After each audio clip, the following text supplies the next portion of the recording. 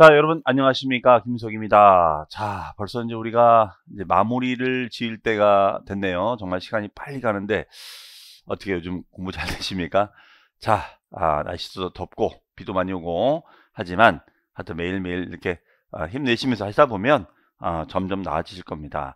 이제 모의고사도 보지만 생각보다 좀 점수가 안 나오는 분들도 계실 거예요. 이럴 때일수록 여러분 힘을 내시고요. 충분히 할 수가 있습니다. 아직도 늦지 않았고 충분히 우리가 시간 여유 있다는 거 말씀드리고요. 그 다음에 제가 하는 그 밴드 활동도 열심히 하시면서 매일매일 이렇게 풀다 보고 또 보다 보면 나도 모르게 점점 실력이 나아질 겁니다. 자신감을 가지시고 오늘 수업도 같이 따라와 주시기 바랍니다. 자, 저희 이제 거의 끝부분이 되겠는데요. 92페이지에 바로 종합부동산세 개요가 되겠습니다. 자, 우리 종합부동산세, 자, 얘는 어떤 세금이냐를 보시면요. 자, 얘는 일단 종합부동산세라는 것은 이런 얘기 했었죠. 재산세를 납부했던 납세무자 중에서 그 특정 재산을 과다하게 소유하고 있다면 그 과다 소유를 억제하고자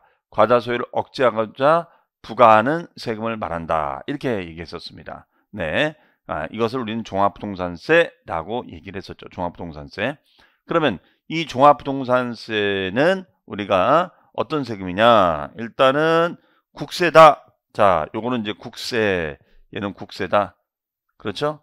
우리 재산세는 뭐였죠? 비교해 보면 재산세는 지방세로서 얘는 시라든가 군이라든가 시군구에서 관리가 되는 세금이다. 이렇게 얘기를 했었습니다. 네. 그 다음에 종합부동산세는 보유세다. 그리고 종부세는 기준일 제도를 두고 있다. 기준일은 몇 월 며칠이에요? 6월 1일 현재 시점에 소유자에게 부과하자가 되겠죠. 그 다음에 얘는 인세다. 인세는 소유자별, 인별합산이죠. 인별합산입니다. 그러면 남편도 뭐 집을 여러 채 가지고 있고 부인 명의로도 집이 여러 채다. 그러면 이걸 어떻게 해요? 남편 주택하고 부인 주택 수를 합치는 것이 아니라 인별로 따지겠다는 거죠. 인별로 따지겠다. 이렇게 얘기를 하고 있습니다. 자, 그 다음에가 이제 납세무자를 보시면요. 그러면 종합부동산세는 우리가 납세무자를 따질 때는 말 그대로 개인별 우리가 합산이에요. 인별. 세대별 합산이 아니라 인별 합산이라는 것이 되겠습니다. 세대별 합산이 아니다. 그러니까 아무리 부부지간이라도 모녀지간이라도 부자지간이라도 인별로 따지겠다 이런 얘기가 되겠죠. 그러니까 그나마 이것 때문에 좀 절세 효과가 있을 수 있는 거예요. 네. 그 다음에 이제 법인은 역시 법인별로 우리가 합산합니다. 자, 모자법인과 합산하지 않는다. 그 모자법인이라는 것은 이제 모회사 자회사를 말합니다. 그래서 모회사 자회사 거를 합산하지는 않는다라는 얘기가 되겠어요. 그리고 징수 방법이 있는데 징수 방식은 원칙은 정부부가 되고 그 다음에 예외적으로는 신고 납부를 선택할 수 있다. 원칙은 정부부가 됩니다. 원칙은 정부가 결정한다. 다만 신고도 가능하다. 이렇게 되어 있습니다. 그러면 납기가 언제냐? 납기가 매년 12월 1일부터 15일까지가 되겠죠. 자, 중요한 점은 1일부터 15일까지 된다는 거. 16일부터가 아니라 1일부터 출발한다는 거예요. 그 다음에 분납은 허용이 되지만 물납은 인정이 될 수가 없다. 그러면 분납은 얼마 초과돼야지만이 분납이 될 수 있느냐? 자, 분납은 요거는 250만 원을 초과하면 분할해서 납부할 수 있다. 몇 개월 이내? 2개월 이내에 분할해서 우리가 납부할 수 있다. 이렇게 얘기가 되겠습니다. 그 다음에 비과세 감면은 뭐냐? 자, 이거는 우리가 비과세 감면은 재산세가 비과세가 되면 감면이 되면 종부세도 비과세 감면이 됩니다. 저기요. 그 다음에 세율구조. 자, 세율구조 보시면은 얘는 초과 누진세율 구조가 되고 차등 비례세율도 적용이 됩니다. 그 다음에 납세지가 됐을 때는 개인인 경우의 납세지는 주소지, 거소지가 됩니다. 그래서 주소지, 세무서, 거소지, 세무서가 권한이 되겠고요. 그 다음에 세부담의 상한 규정을 적용을 하고 있습니다. 세부담의 상한 규정을 적용하고 있다. 세부담의 상한이라는 것이 뭐예요? 전년도 대비 당해년도 세금이 너무 많이 나오면 전년도에 상한을 갖다 넘지 못하도록 하는 그런 제도가 되겠습니다. 네.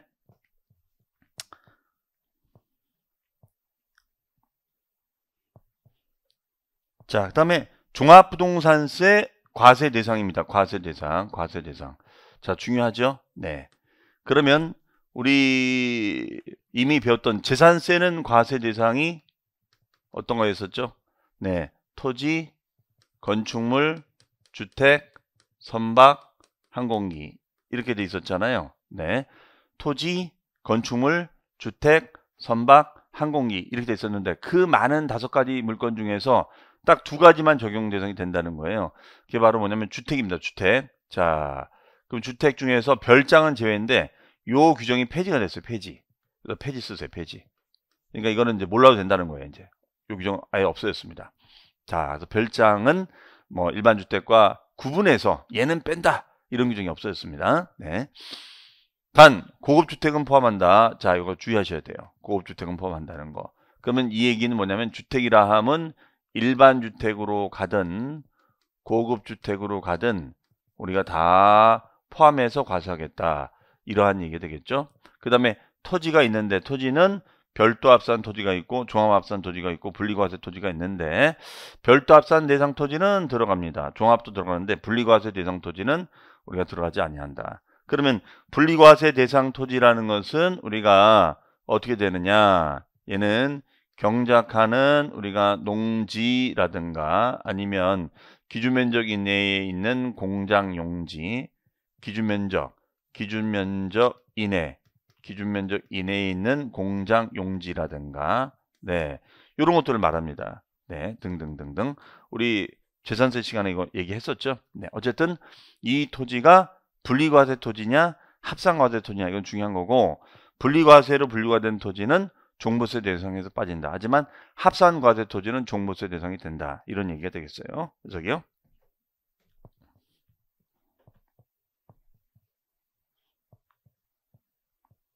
자, 그 다음에 이제 다음의 경우에는 종합부동산세 적용 대상이 되지 않는다는 거. 자, 여기다 별 표시 하시고.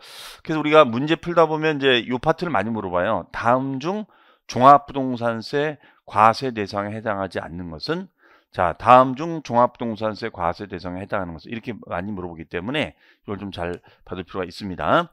그러면 이때 과세 대상에서 제외가 되는 것은 일반 건축물이 있습니다. 건축물, 상가, 공장, 오락장 건축물, 선박, 항공기는 대상이 안 돼요. 왜냐면 법령에 따른 토지와 주택만 되는 거니까. 토지와 주택만 되는 거니까 그렇습니다. 그 다음에 별장 규정은 폐지. 별장 규정은 폐지예요. 자, 별장 규정은 폐지가 됩니다. 폐지. 네, 폐지. 그 다음에 분리과세 대상 토지도 들어가지 않습니다. 그 다음에 합산배제주택이 있어요. 합산배제. 자, 합산배제주택의 의미는 뭐냐면 자, 주택이 여러 채가 있어요. 집이 이렇게 여러 채가 있다. 그런데 사업 목적을 가지고 있는 주택이 있다면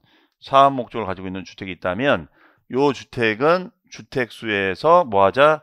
제외하자. 주택수에서 제외하자. 사업 목적의 주택이 있다면 주택수에서 제외하자. 이런 얘기 되겠습니다. 자, 그래서 우리가 민간 임대주택이나 공공임대, 그 다음에 사택, 기숙사, 어린이집 등등등.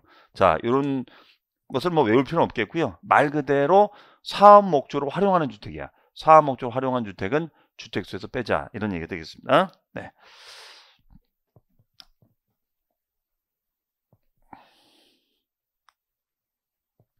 자, 그 다음에가 별장. 별장은 우리가 여기 폐지. 개정 폐지라고 써놓으세요. 별장은 폐지다. 개정 폐지. 네. 그래서 재산세 대상이 되고 종합부동산세 적용 대상은 아니다. 그런데 이 규정 자체가 이제 의미가 없게 됐어요. 네. 자, 폐지로 쓰시고 신경 쓰지 마시고요. 그 다음에 여기도 별장 이외란 말 지워버릴게요. 지워버립니다. 같이. 그냥 주택, 고급주택은 포함해서 재산세 적용 대상도 되지만 종부세 대상도 된다.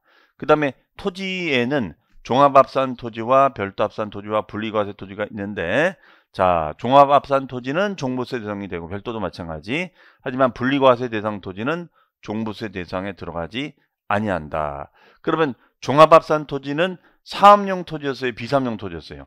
비사업용 토지. 그렇죠? 비사업용 토지끼리 우리가 합산과세하는 것이고 또 별도합산은 영업용 토지끼리 우리가 합산과세하는 것을 말한다. 이렇게 얘기했었습니다. 물론 합산한다고 해서 다 종부세가 나오는 건 아니에요. 이것이 일정 기준 금액을 넘어섰을 때만 종부세가 나오는 거예요. 예. 자, 그 다음에가 건축물.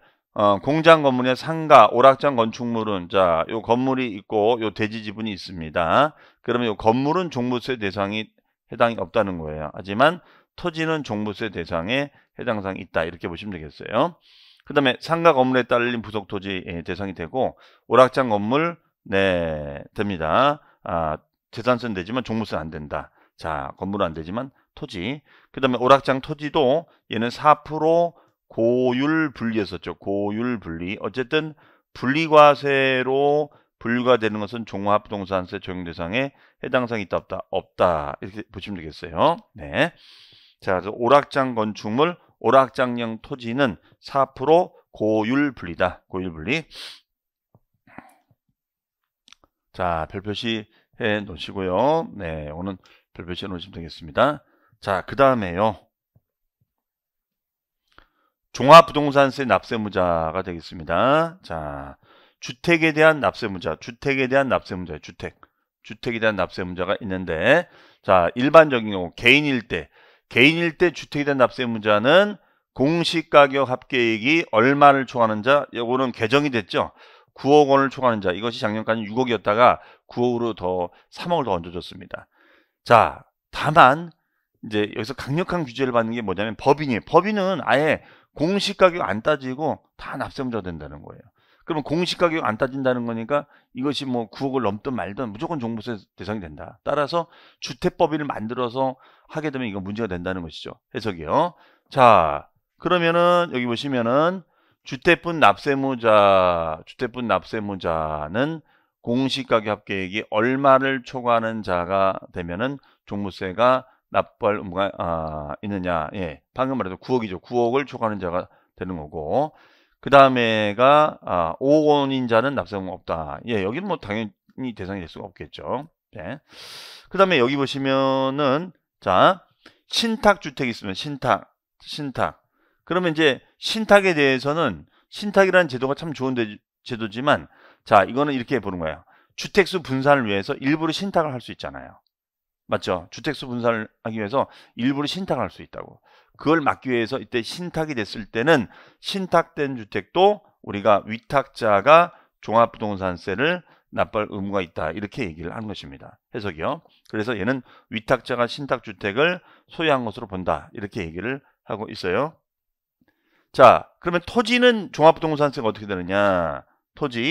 토지도 이제 토지는 토지끼리 이제 우리가 구분해야 되는데, 자, 여러분들 우리 토지는 재산세 시간에 이렇게 했었죠. 크게 세 가지 형태가 있었어요. 첫 번째는 분리과세 토지. 분리과세 토지가 있었고, 두 번째는 별도 합산과세 토지가 있었고, 세 번째는 종합합산과세 토지가 있다. 이렇게 얘기했었습니다. 그러면 이때 종합부동산세 종부세 대상이 되느냐 안 되느냐에 대한 문제인데, 자, 분리과세 토지는 종부세 대상이 되질 않아요. 하지만 별도합산은 종부세 대상이 되고 종합도 종부세 대상이 된다. 이렇게 얘기가 되겠죠. 그렇죠? 자, 다시요. 분리과세 토지는 아예 종합부동산세 대상이 되지는 않습니다. 하지만 별도합산이라든가 종합산은 종부세 대상이 된다는 점. 대신 합산했을 때 이것이 일정 기준 금액을 넘어야지만이 종합부동산세를 부과하겠다. 이렇게 얘기가 되잖아요. 자, 그러면 이때 별도 합산과세 토지는 어떻게 합니까? 공시가격을 합한 금액이 얼마?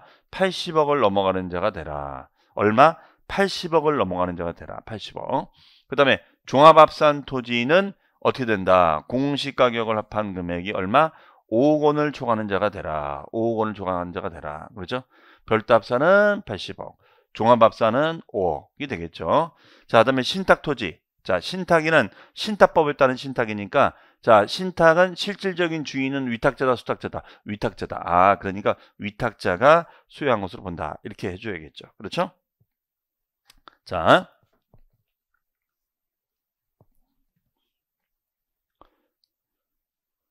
그 다음에 이제 과세표준과 세율로 갑니다. 과세표준과 세율.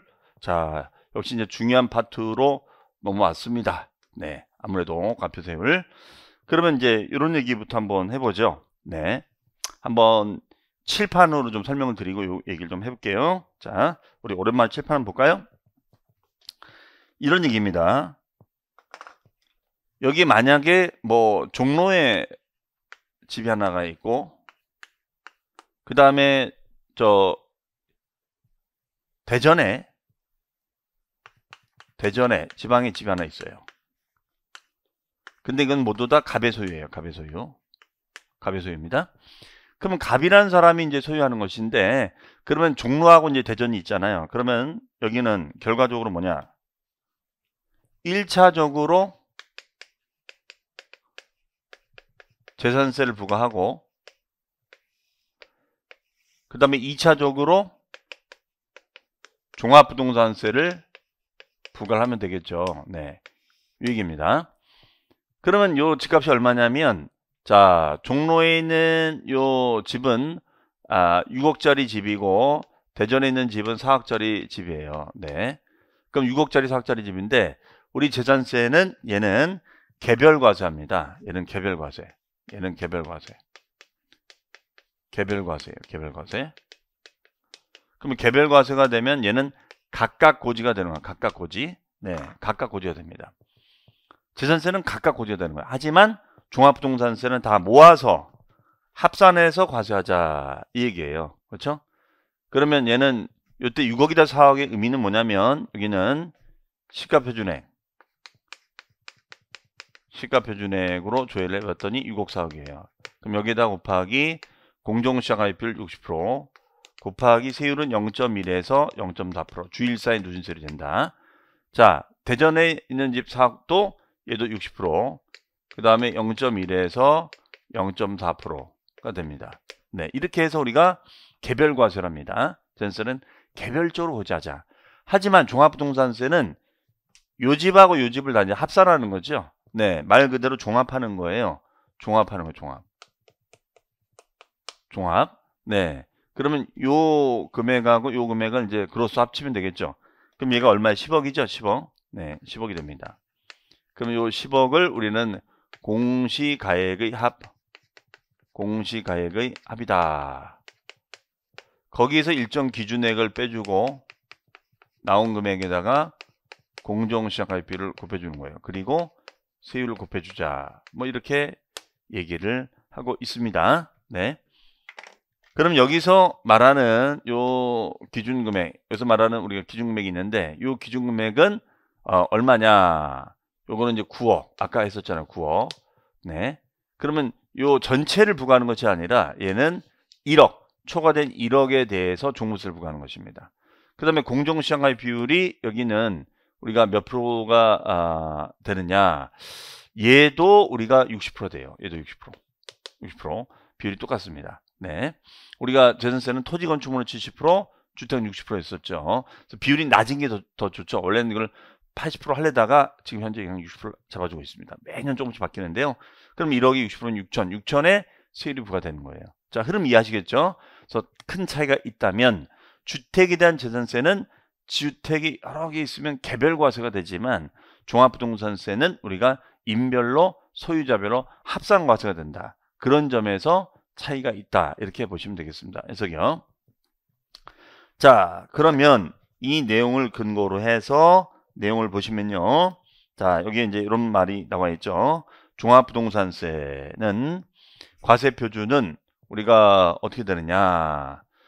납세무자 인별로 공시가격 합한금액에서 다음의 금액을 공제한 금액에다가 공정시장가입비를 곱해서 정해주자. 그렇죠? 그러면 이때 우리가 기업과 니은에 해당하지 아니한 자, 요거는 이제 말 그대로 다주택자가 되는 거죠. 다주택자. 그러면 다주택자는 9억 원. 그 다음에가 1세대 1주택자는 12억 원. 그 다음에 법인 같은 경우에는 그냥 아무런 공제가 안 된다는 거예요. 그래서 만약에 시험 문제에서 물어봤을 때, 자, 요 소유자 주체가 누구냐?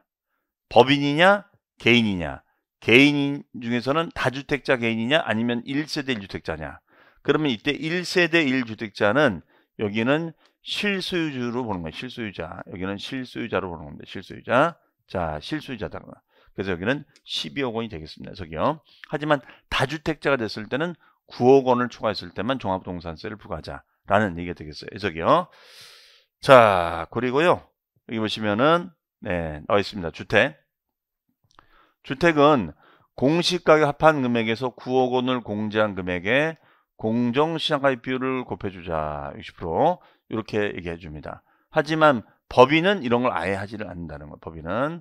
그 다음에 단독 소유라든가 1주택자로 신고한 부부 공동소유가 됐을 때는 실소유주로 봐서 여기는 우리가 3억을 더 얹어준 12억까지 공제를 해주자. 그리고 비율은 60%. 자, 그러니까 여기 훨씬 더 유리하게끔 설계가 돼 있겠죠. 그래서 개인의 경우에는 1세대 1주택자냐 1세대 다주택자냐 이 얘기가 되게 중요한 거예요. 그래서 문제 푸실 때는 1세대 다주택자로 물어보는 것인지 1세대 1주택자로 물어보는 것인지를 내용을 잘 보셔야 돼요. 아셨죠? 자, 포인트.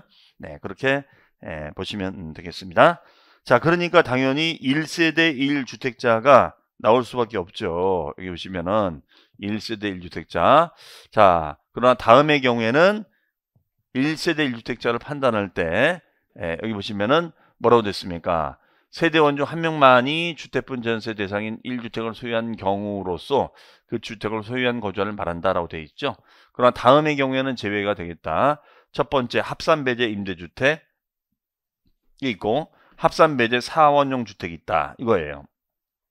그러면은 주택이 여러 채가 이렇게 있었을 때는 얘는 임대주택이 있다. 그러면 얘는 1세대 2주택자가 아니라 1세대 1주택자 되겠죠. 얘는 주택수에서 제외시켜 주겠다. 이런 얘기 되겠어요. 네.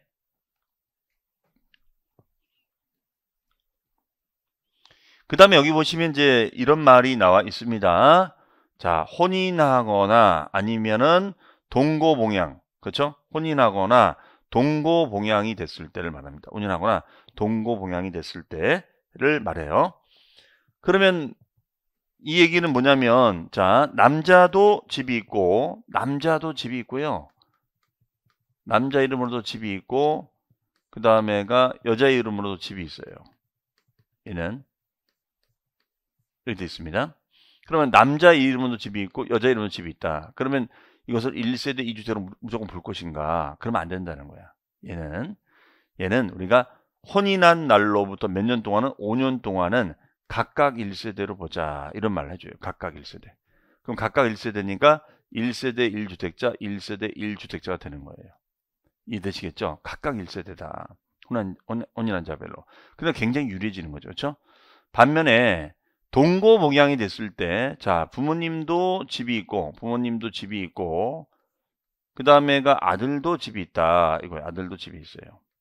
얘가. 그러면 이 경우에도 우리가 무조건 합칠 것인가, 무조건 합칠 것인가. 그건 아니다. 얘는 합가한 날로부터 몇 년 동안은 10년 동안은 우리가 어떻게 한다? 각각 1세대로 보자. 각각 1세대. 그렇죠? 그러면 부모님을 모시기 위해서 우리가 합가했을 때는 여기도 1세대 1주택, 여기도 1세대 1주택이 되는 거죠. 해석이. 무슨 말인지 아시겠죠? 네, 이렇게 보시면 되겠습니다. 네. 자, 그 정도 보시면 되겠고요. 그 다음에가 이제 또 여기 밑에 보시면 제외되는 주택이 있는데 여기 보시면은 자, 뭐라고 되어 있냐? 1세대 1주택 주택수 계산할 때 특례사항이 있다. 자, 다음에 해당할 때는 1세대 1주택자로 보겠다라고 되어 있죠. 네. 자, 그 중에서 이제 2번입니다. 2번. 일시적으로 집이 두 채가 됐을 때. 그러면 얘는 어떤 거였죠? 우리 양도세 할 때 공부했었잖아요. 여기 종전주택이 있고, 그 다음에 신주택이 있잖아요. 맞죠?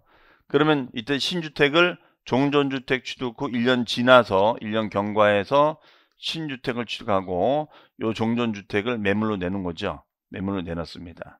네, 그러면 요때 요 신주택을 취득했을 때는 일시적으로 이 주택이 된 거니까 요거에 대해서는 우리가 규제하지 않겠다. 자, 중과하지 않겠다. 그럼 이걸 주택수를 1가구 2주택자로 볼 거냐, 1가구 1주택자로 볼 거냐. 자, 얘는 1가구 1주택자로 보자. 이런 얘기예요. 그 다음에가 이제 그 세 번째 보시면은 1주택과 상속받은 주택. 자, 얘는 상속 개시일로부터 5년이 경과하지 않은 상속주택이다. 그러면 얘는 상속주택이 있고 그 다음에 일반 주택이 있는데 자, 요 같은 경우에는 5년이 지나지 않은 주택을 갖고 있다. 그러면은 한 상속받은 지 한 3년 됐다. 그러면은 어쨌든 상속은 내가 뭐 소유하고 싶어서 소유한 것이 아니라 선택 여지가 없는 거잖아요. 부모님께서 돌아가셔서 물려주신 걸 어떻게 해요? 자, 그랬을 때는 얘는 1가구 2주택자로 볼 거냐, 1가구 1주택자로 볼 거냐, 1주택자로 볼 거다. 이런 얘기예요. 해석이요. 자, 그 다음에가 지방저가주택을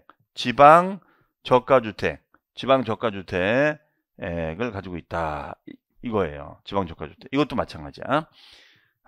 그렇게 해서 하면은 그러면 이렇게 배제 대상이 됐을 때는 어떻게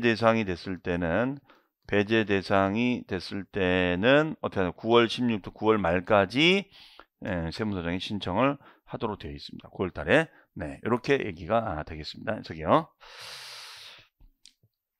자, 그 다음에가 토지.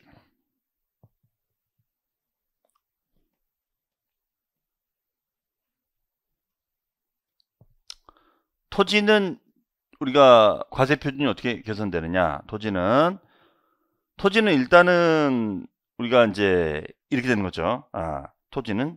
토지에 대해서는 이 부분은 좀 나중에 다시 설명을 드리고 세율부터 볼게요. 자, 그러면 주택분 재산세 세율은 어떻게 되는 거냐? 자, 요게 이제 키워드가 되는, 이거 외우셔야죠. 네, 별표시. 우리가 비교해서 보면 주택에 대한 재산세 세율은 주일사 0.1에서 0.4%의 누진세율이 되는 거잖아요. 주일사. 단 1세대 1주택자가 됐을 때는 마이너스 0.05%를 차감시켜 주는 거죠. 네. 그러면 차감시켜 주면 얘는 0.05에서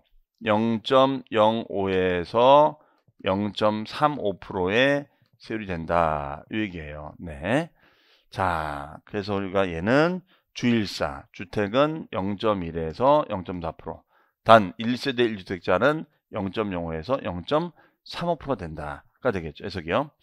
자, 그리고 2주택 이하가 됐을 때는 2동그라미 5동그라미 27, 2527이 되겠죠. 2527의 누진세율이 됩니다. 2527. 하지만 3주택 이상이 됐을 때는 355의 누진세율이 됩니다. 자, 2주택 이하가 됐을 때는 뭐라고요? 2527. 네, 3주택일 때는 355. 네, 이렇게 핵심 키워드를 암기를 해두시면 좋을 것 같습니다. 네, 자, 그러면 이제 주택에 대한 세율까지 한번 우리가 알아봤습니다. 자, 그러면 이 부분에 대해서 다시 이제 그 내용이 있는데요. 자, 그러면 이제 여기 또 내용 보시면요. 자, 여기 보시면은 이런 말이 다시 요약이 돼 있죠. 구체적으로. 납세무자가 그러면 법인이나 또는 법인으로 보는 단체가 되면 어떻게 할 것인가. 법인이 됐을 땐요. 아까 우리가 공시가액에 합해서 기준금액을 차감하는 것도 안 됐었잖아요. 그 규정도 없었고. 그 다음에 두 번째는 뭐냐면 주택 법인이 됐을 때는 최고세를 붙이겠다는 거예요. 그래서 얘는 2주택까지 됐을 때는 2.7%. 그 다음에 3주택 이상이 됐을 때는 5%. 예, 최고세를 붙입니다. 최고세를. 그래서 우리가 법인은 2.7%, 3주택 이상은 5%. 최고세율이 된다. 이렇게 보시면 되겠어요. 그 다음에 주택분 종합부동산세 세율 정리입니다. 세율 정리. 자, 세율 정리. 그럼 얘 같은 경우에는 자, 2주택 이하나 3주택 이상이 됐을 때는 여기는 3억까지는 0.5, 그 다음에 3억 초과 6억 이하는 0.7, 6억 초과 12억은 1%. 자, 최고율이 2.7이 되는 거죠. 그래서 0.5에서 2.7, 3주택 이상은 0.5에서 5, 3, 5 이렇게 외우자 이렇게 말씀드렸습니다. 그 다음에 법인은 최고 세율이 되는 거니까 2.75%.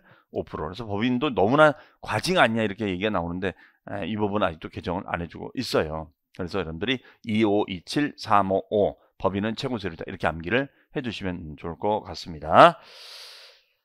자, 그리고 이제 그 다음에는 우리가 이중과세 공제가 되는데요. 자, 얘는 뭐라고 되냐면 이렇게 돼 있죠. 주택분 과세 표준 금액에 대한 주택분 재산세 부가세금은 공제를 해주자 이렇게 돼 있어요. 그럼 얘 같은 경우에는 이제 공제해 준다는 의미는 뭐냐면, 자, 그림을 그리면 이런 거죠. 복잡한 산식이 있는데, 자, 그림을 그리면 이거잖아요. 여기가 일정 기준 금액이 있어요. 기준에. 자, 기준 금액이 있습니다. 그러면 이 기준 금액이 있고 이 기준액에서 일단은 자, 재산세를 부과해요. 그리고 이걸 초과했을 때는 재산세를 부과하고 또 종합부동산세를 부과하는 거예요. 그렇죠? 그러면 결과적으로 이중으로 부과하는 거예요. 이중으로 부과하는 거예요. 재산세를 부과하고 또 종부세를 부과하는 거니까 이중부가 되는 거잖아요. 네. 그러면 이미 요 재산세는 7월하고 9월 달에 이미 납부를 했고요. 그 다음에가 종부세는 우리가 12월 달에 납부가 됩니다. 12월 달에 납부가 돼요. 네. 그러면 이미 납부한 것은 이미 요 납부한 거에 대해서는 이미 냈는데 어떻게 해요? 다시 돌려갈 수는 없잖아요. 그러니까 요거에 대해서는 우리가 어떻게 되느냐. 자, 요 부분에 대해서 이미 기납이 됐다면 차감을 시켜주겠다. 이렇게 얘기를 하고 있습니다. 해석이요. 자, 그래서 우리가 종합부동산세 부과가 된다. 이렇게 보시면 되겠습니다. 자, 그러면 이번 시간에는 우리가 종합부동산세 개요부터 해서 과세 대상, 특히 주택분 종합부동산세는 어떤 흐름으로 정리가 되는 것인지 그런 계산 구조의 흐름을 살펴봤습니다. 자, 다음 시간은 이어서 또 설명을 드리면서 토지분 종합부동산세에 대한 얘기도 살펴보도록 하겠습니다. 잠시 뒤에 뵙겠습니다. 감사합니다. 자, 그럼 여러분 두 번째 시간 보겠습니다. 자, 두 번째 시간은 우리가 단독 소유라든가 아니면 1주택으로 신고한 부부 공동 소유가 되겠습니다. 즉 1세대 1주택자에 대한 세액공제가 되겠는데요. 어쨌든 1세대 1주택자는 우리가 누가 되는 거예요? 실수요자가 돼요. 실수요자가 된다. 그러면 실수요자가 되는 거니까 이 실수요자를 우대하기 위해서는 우리가 혜택을 주겠다 이런 얘기예요. 그러면 이 실수요자는 우리가 연령별 세액공제와 보유기한별 세액공제 둘로 나눕니다. 예, 연령별 세액공제하고 보유기한별 세액공제로 나눠져요. 그러면 연령별 세액공제는 만 60세 이상이 돼야 되고, 자, 보유기한은 5년 이상 보유가 돼야지만이 세액공제가 됩니다. 그러면 60세 이상 65세 미만은 20% 공제가 되고요. 65세 이상 70세 미만은 30% 공제가 되고, 그다음에 70세 이상은 40% 공제가 된다. 이런 얘기 되겠습니다. 그 다음에 5년 이상 10년 미만은 20% 공제가 되고 10년 이상 15년 미만은 40% 공제가 됩니다. 그 다음에 15년 이상은 50% 공제가 된다. 이렇게 보시면 되겠어요. 그러면 이거는 우리가 사례를 들어서 얘기할 수도 있겠죠. 사례를 들어서 얘기할 수가 있습니다. 자, 그러면 얘 같은 경우에는 우리가 1세대 1주택자가 되는데, 여기는 우리가 60세 만약에 뭐 예를 들어서 이분이 64세가 되고 보유기간이 10년이 됐다 이거예요. 네. 그러면 64세가 되면은 이분이 몇 프로 공제가 될까요? 20% 공제가 되겠죠. 20%. 그다음에 10년이 되면 어떻게 돼요? 40% 공제가 되겠죠. 그렇죠? 그러면 중복해서 공제가 되느냐? 예, 중복 공제가 되죠. 얘는 최대 80% 범위 내에서 중복해서 공제가 될 수가 있습니다. 그러면 64세가 되면은 우리가 20% 공제가 되고요. 그 다음에가 10년 보유가 되면 40% 공제가 됩니다. 해석이. 그러면 20%더 40% 더해주면은 중복 공제되는 거니까 얘는 60% 공제가 될 수가 있겠죠. 60%. 네. 이런 식으로 우리가 공제를 한다. 이런 얘기 되겠어요. 해석이요. 그러면 최대 80% 범위 내에서 공제가 되고 있습니다. 네. 자, 그러면 이제 토지에 대한 종합부동산세 얘기로 가보겠습니다. 토지는 위로 좀 올라가 보시면 토지의 과세 표준에 대한 얘기가 나오는데요. 자, 이 부분에 대해서 한번 볼게요. 토지. 자, 토지는 우리가 이렇게 얘기했었잖아요. 토지는 토지를 일단 1차적으로는 토지를 구분해야 돼요. 토지를 구분하자. 그럼 토지를 구분할 때 토지는 우리가 세 가지. 첫 번째가 분리과세 토지. 두 번째가 별도 합산과세 토지. 세 번째가 종합합산과세 토지. 자, 요게 되겠습니다. 분리과세 토지, 별도 합산 토지, 종합합산 토지 이렇게 되겠습니다. 그러면 2차적으로 봤을 때는 얘가 일단 종합부동산세 대상이 될 수가 있느냐 없느냐를 따져보는데 일단 분리과세 토지는 종부세 대상이 될 수가 없다는 거죠. 별도 합산은 대상이 될 수가 있고 종합합산도 대상이 될 수가 있어요. 네, 이겁니다. 그러면 이때 별도 합산 대상이 있고 종합합산 대상이 있다.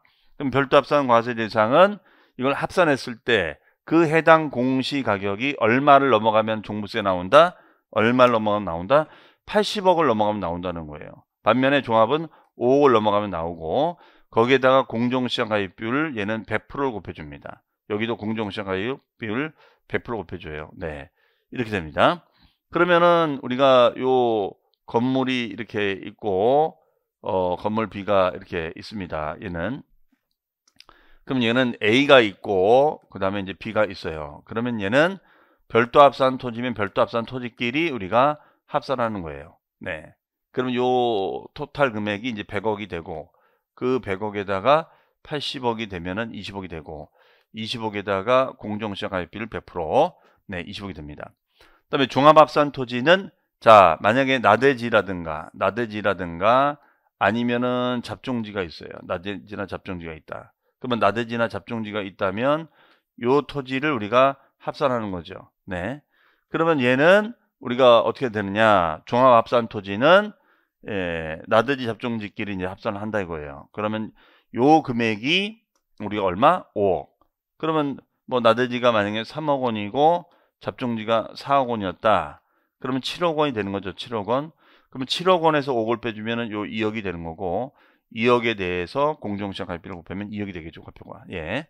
자, 요게 되겠습니다. 그래서 별도 합산 토지가 있고 종합 합산 토지가 있다. 이렇게 얘기를 했습니다. 별도 합산하고 종합 합산 토지가 있다. 이렇게 얘기가 되겠어요.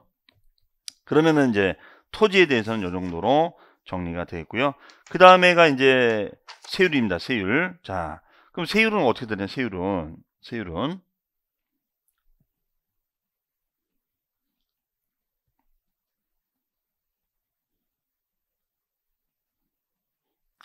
이제 한번 더 보겠습니다. 여기 보시면 세율은 지금 이렇게 된다는 거죠. 어쨌든 토지를 구분한다. 다시 한번 해보면 1차적으로 토지를 분리과세 토지냐 아니면은 별도 합산 토지냐 아니면 종합합산 토지냐 이걸 구분하자. 자, 이걸 구분한 다음에 어떻게 하자는 거예요. 별도는 별도끼리 합산하고 종합은 종합끼리 합산하자. 이렇게 얘기가 되는 거죠. 해석이요. 하지만 분리과세 토지는 종합부동산세 대상에서 제외한다. 이 얘기가 되겠죠. 자, 그러면 별도 합산 토지는 세율이 별 동그라미, 5 동그라미, 7 동그라미, 별 7에 누진세율이 됩니다. 별 7에 누진세율이 돼요. 별 7. 자, 종합합산 토지는 얘는 뭐냐면 종 동그라미, 1 동그라미, 3 동그라미, 종1, 3에 누진세율이 됩니다. 종1, 3. 별도 합산은 별 5, 7, 종합합산은 종1, 3에 누진세율이 됩니다. 예. 그러면 예를 한번 들어볼게요. 만약에 자, 갑이라는 사람이 땅을 가지고 있는데 여기는 전이 있고 그다음에 여기가 답이 있고 여기가 공장 용지가 있고 그다음에가 대가 있고 그다음에가 잡이 있어요. 그렇죠? 그다음에 건물 A 땅이 있고 건물 B 땅이 있어요. 네, 이렇게 되어 있습니다. 그러면 일단 전이 얼마냐면 5천만 원짜리고 답은 1억짜리가 되고 공장 용지는 2억. 네, 그 다음에 대하고 대는 4억, 잡은 공시지가가 2억, 건물에 딸린 토지는 얘는 우리가 70억, 그 다음에 얘는 30억이 돼 있다 이거예요.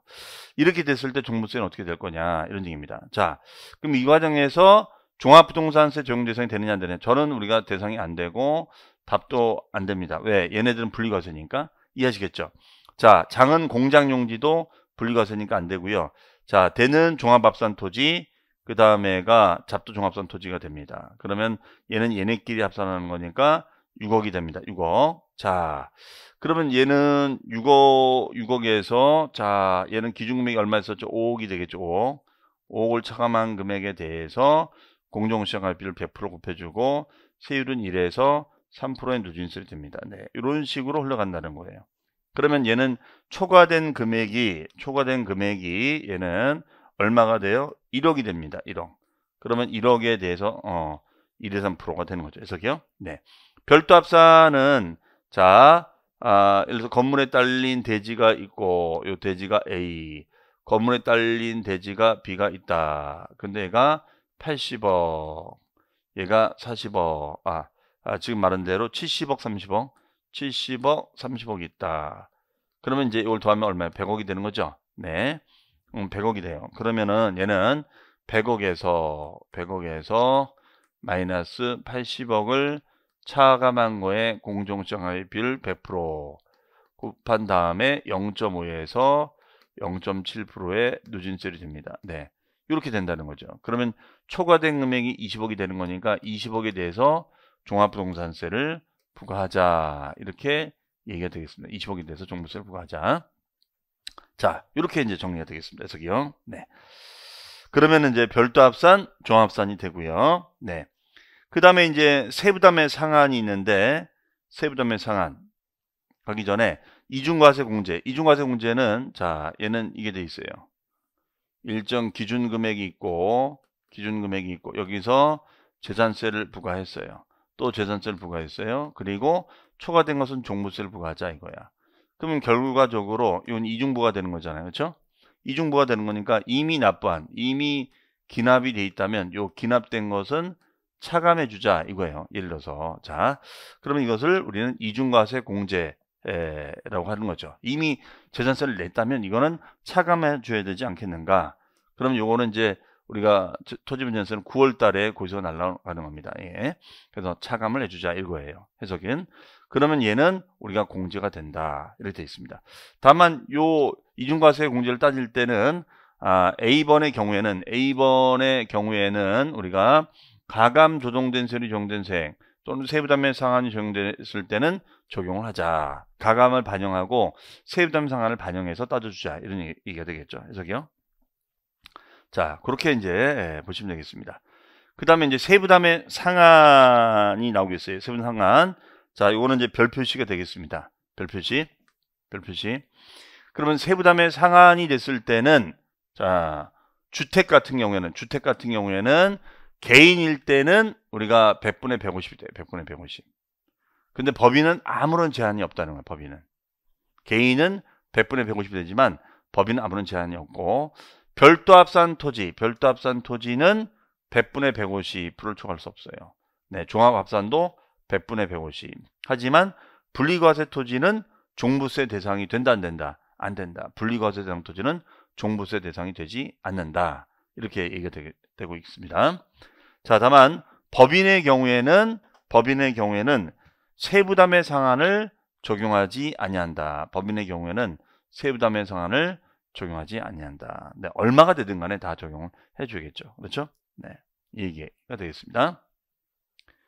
자, 그 다음에 이제 과세 구분 및 세액에서 자, 종합부동산세는 주택에 대한 종합부동산세와 토지에 대한 종합부동산세. 요걸 이제 주택은 주택끼리 합산하고 토지는 토지끼리 우리가 합산하는 거예요. 그렇죠? 그러면 얘는 합한 금액을 세액으로 하자. 그렇죠? 자, 그다음에 토지에 대한 종합부동산세액은 토지분 종합합산 토지와 별도 합산 토지로 합산해서 얘는 얘끼리 합산하고 얘는 얘끼리 합산해서 과세를 하자 이런 얘기예요. 자, 그렇다면 종합부동산세. 자, 종합부동산세 부가징수 방법이 되는데요. 자, 부가징수 방법 별표시. 그럼 얘는 기준일 제도가 있다. 기준일은 어떤 의미였었죠? 네, 납세무자를 판정하는 그런 기준 날짜를 말하는 거잖아요. 납세무자를 판정하는 기준 날짜. 그 기준일은 6월 1일이 된다. 다만 납기는 매년 12월 1일부터 15일까지가 돼요. 15일까지. 자, 이때 유념할 점은 12월 16일부터가 아니라 12월 1일부터 우리가 15일까지가 됩니다. 그리고 어쨌든 얘는 고지서를 발송한다면 미리 발송해야 되거든요. 그럼 전체 일주일 중에서 토요일, 일요일 뺀 나머지. 자, 그럼 얘 같은 경우에는 납부기한 개시 5일 전까지 우리가 발부를 합니다. 그럼 전체 7일 중에서 토요일, 일요일 이틀을 빼버리면 5일 전이 나오는 거죠. 그다음에 징수 방법은 원칙은 정보부가가 되고, 자, 그러면 원칙은 고지죠. 원칙은 고지예요. 원칙은 고지서를 보내줍니다. 고지납부예요. 고지납부. 원칙은 고지납부다. 그런데 고지납부가 원칙이지만 얘는 신고납부도 가능하다. 얘는 신고납부도 가능하다. 얘는 신고납부 방식으로 하고 싶다면 이때는 해당 연도 12월 1일부터 15일까지 얘는 신고가 가능하다. 이런 얘기가 되겠어요. 해석이요. 네. 자, 이렇게 이제 적용이 되겠습니다. 네. 그런데 만약에 신고를 선택해서 신고를 만약에 선택했다. 신고를 선택했다는 거예요. 선택. 그럼 신고를 선택하면 어떻게 되느냐? 책임을 지라는 거예요. 그래서 얘는 만약에 신고납부를 선택했는데 얘가 잘못됐을 때는 과소신고가산세가 적용이 될 수가 있습니다. 네. 과소. 무신고가 아니라 과소. 무신고가산세는 없어요. 왜? 신고가 원칙은 아니거든요. 반드시 신고를 해야 되는 건 아니에요. 원칙은 고지인데 굳이 신고를 원한다면 신고를 선택할 수 있도록 도와주겠다 이거예요. 근데 신고를 선택했는데 신고 잘못됐어. 그러면 과소신고가산세를 물리겠다 이런 얘기예요. 다만 납부증가산세는 당연히 붙고요. 하루당 0.02%, 그다음에 또 이걸 안 냈을 땐 3%. 자, 이건 다 우리가 아는 거죠. 네, 이렇게 보시면 되겠습니다. 자, 그다음에 이제 부과되는 세금 보시면 부과되는 세금이 일단 농어촌 특별세가 20%가 있습니다. 그래서 암기하실 때는 종동그라미, 농동그라미, 이동그라미. 그럼 뭐가 되죠? 종농이가 되죠. 종농이. 반면에 우리가 비교해서 보면은 그러면 재산세는 어떠냐? 자, 재산세는 지방교육세가 20%가 부과됩니다. 그러면 얘 같은 경우에는 제동그라미, 지동그라미, 이동그라미. 그럼 뭐가 돼요? 재지리, 종농이, 네, 종농이, 재지리 이렇게 되겠죠? 그다음에 분할해서 납부할 수가 있어요. 자, 그럼 얘는 250만 원을 넘어가게 되면은 얘는 분할해서 납부하는데 몇 개월 이내? 6개월 이내 분할해서 납부가 됩니다. 예, 얘는 6개월 이내. 그러면은 이때 분할 납부 처리 기준이 있는데 그 기준은 자, 납부할 세액이 250만 원 초과 500만 원까지 되면은 250만 원 초과 금액이 된다. 그럼 만약에 예를 들어서 자, 세금이 300만 원 나옵니다. 300만 원. 300만 원 나와요. 300만 원. 그러면 얘는 250만 원을 내고 그 다음에가 분할 납부는 6개월 이내에 50만 원을 분할해서 납부해라 이런 얘기예요. 맞죠? 그 다음에 만약에 세금이 600만 원 나왔다. 그러면은 그 세금의 50%니까 300만 원을 내주고 다시 우리가 6개월 이내 300만 원을 분할해서 납부하자 이런 얘기예요. 해석이요. 단 물납은 허용이 안 됩니다. 자, 그 정도 보시면 되겠고요. 그 다음에 납세지. 그럼 납세지는 어디로 할 거냐? 자, 그럼 납세지는 개인이 됐을 때는 거주할 때는 주소지가 됩니다. 거소지. 그러나 비거주자는 주소지나 거소지가 없잖아요. 그러니까 국내사업장 소재지가 됩니다. 그다음에 법인은 내국 법인이 됐을 때는 본점이나 주사무소 소재지가 돼요. 그러면 본점은 우리가 어떻게 되느냐? 영리법인을 말하고 그다음에 주사무소는 비영리법인을 말해요. 영리, 비영리 안 가려요. 그렇죠? 자, 그러면 소재지가 된다라고 보시면 되겠습니다. 네. 자, 그다음에 이제 이상의 내용을 좀 요약해서 정리를 또 해놨어요. 요거 가지고 여러분들이 다시 한번 전체적인 요약 정리를 해두시면 좀 마무리하는 데 도움이 되지 않을까 생각을 합니다. 자, 일단은 주택분 종합부동산세, 주택분 종합부동산세가 되겠는데요. 자, 주택분 종합부동산세다.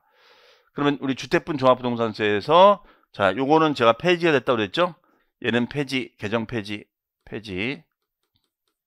삭제하시고요. 다만 고급주택을 포함한다. 그러면 그 얘기는 주택은 일반 주택이든 고급주택이든 다 포괄할 수 있다. 이런 얘기가 되겠죠. 해석이. 그 다음에 납세무자를 보시면은 개인과 법인으로 나누는데 개인의 경우에는 뭐 집이 여러 채가 있다. 그럼 이걸 다 모아서 합산해서 과세하자는 거예요. 대신 이것이 일정 기준 금액을 넘었을 때 종부세를 부과하는 것입니다. 그럼 얘는 공시가격계가 9억 원을 초과하는 자가 내라. 반면에 법인은 공시가격에 관계없이 납세물을 지는 것입니다. 얘는요. 그 다음에 이제 개인의 경우에는 공시가격 합계액에서 9억을 공제한 금액의 60%. 자, 1세대 1주택자는 12억을 공제한 금액의 60%가 되겠습니다. 자, 요 개정안은 무시해 버리시고요. 네. 그러면 만약에 개인이 집이 한 채, 집이 두 채가 있다. 다시 또 예를 들어 보면 얘가 만약에 6억이다. 그 다음에 얘는 4억이다. 그럼 합치면 얼마 돼요? 10억. 네, 10억이다. 물론 이제 합산 배제주택, 뭐 사업목적으로 활용하는지, 뭐 가정 어린이집, 뭐 임대주택, 뭐 이런 주택이 있다면 이거는 빠지는 거고요. 그럼 합산해서 10억이 되면 9억을 초과한 1억에 대해서 종합부동산세를 부과하는 것이고 공정시장가액 비율이 60%면 6천이 되겠죠. 6천만 원이 됩니다. 해석이 6천.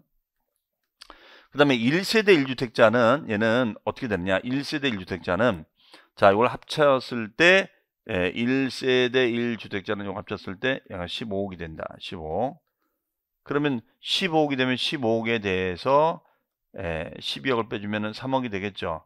그럼 3억에 60%면은 1억 8천이 되겠죠. 해석이요. 자, 이 부분이 됩니다. 다만 법인의 경우에는 9억 원을 공제하지 않기로 하자.